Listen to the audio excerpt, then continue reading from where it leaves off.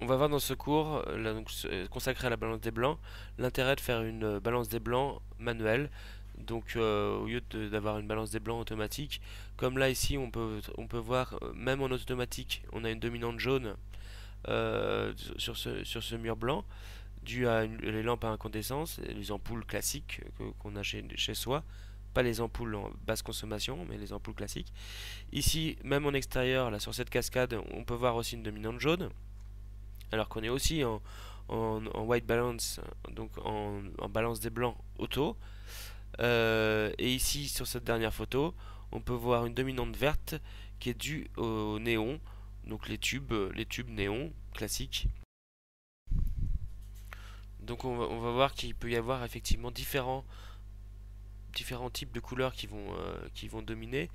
Par exemple, là sur ce petit schéma, on voit que on retrouve la lampe à incandescence, donc qui va tirer vers le jaune orangé.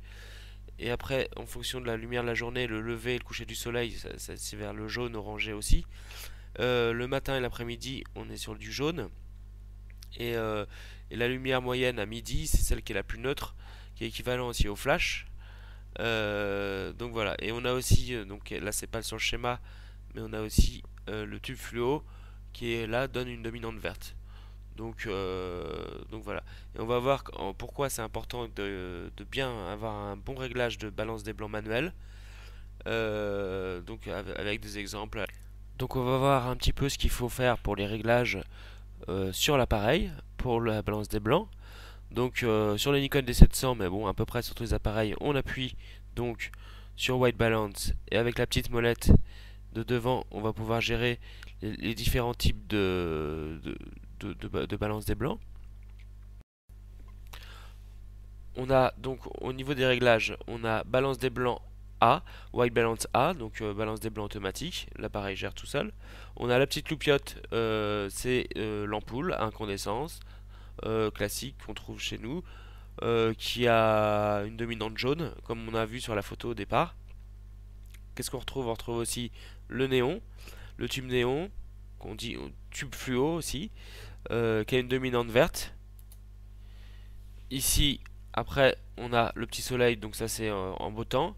Le flash, voilà. Le nuageux. Et là, soleil avec ombragé, ombre assez dur. K comme Kelvin, température de couleur. On peut régler la température de couleur des Kelvin. Donc là, c'est un peu plus technique. On a 5500, 5260, c'est à peu près le neutre. On verra ça après. Et le pré, donc ça c'est ça qui va nous intéresser surtout. Donc ça permet de faire une balance des blancs manuelle. Donc dans n'importe quelle condition. Alors il faut savoir que la balance des blancs en mode automatique elle peut être peaufinée. Pas sur tous les appareils, mais là on va de B1, B2, B3, B4, qui veut dire bleu 1, 2, 3, 4. On va pouvoir affiner et rajouter un tout petit peu de bleu, même en balance des blancs automatique. Bon, par défaut on est sur 0.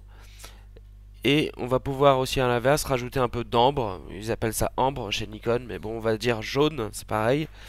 Et donc on peut plus ou moins peaufiner donc ce réglage de blanc automatique. On prend une ou deux photos, on regarde un petit peu ce que ça donne sur l'écran LCD s'il est étalonné. En général, il n'est pas trop mal étalonné.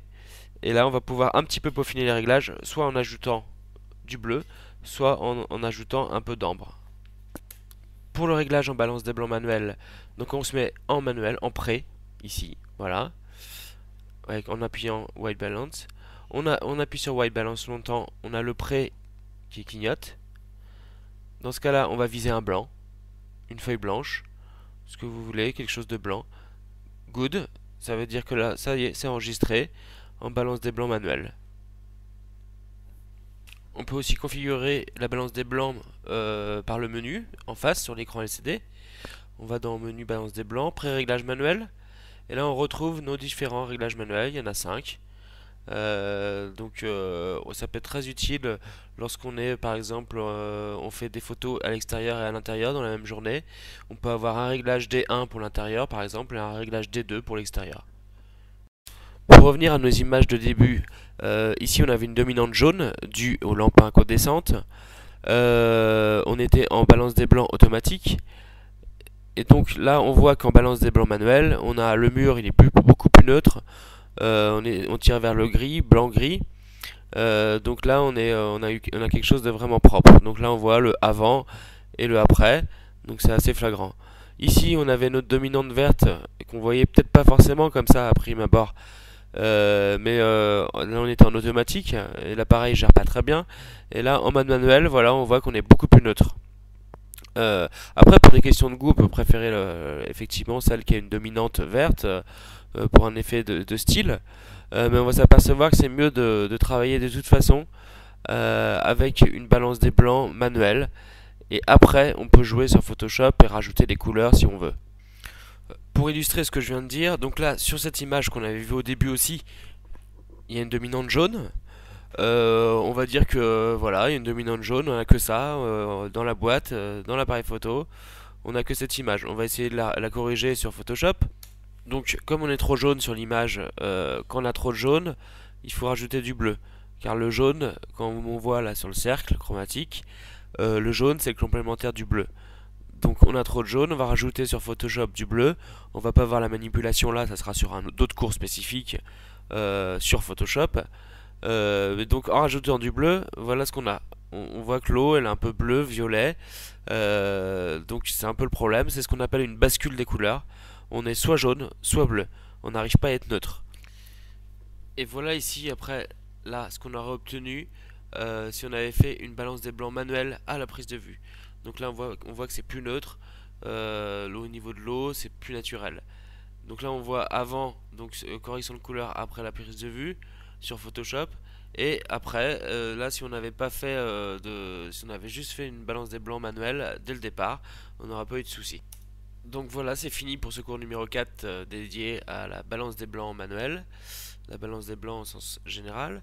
Et là la prochaine fois, le dimanche prochain, je vous donne rendez-vous donc pour le cours numéro 5 sur l'exposition, mémorisation d'exposition, type de mesure matricielle, spot ou centré, on verra tout ça. Donc ça c'est assez important aussi. Je vous dis donc à la semaine prochaine, à dimanche prochain.